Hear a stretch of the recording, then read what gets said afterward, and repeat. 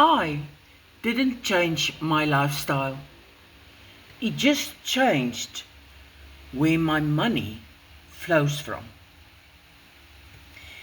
And that's what surprised me the most, because I always thought to make more money, you have to change everything. Wake up earlier, work longer, sacrifice more. But that's not what happened here. I'm still doing my normal routine, still living my life the same way.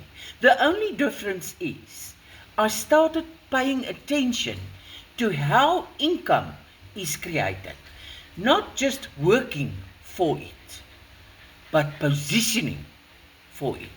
Something small on the side that runs along something which I'm already doing.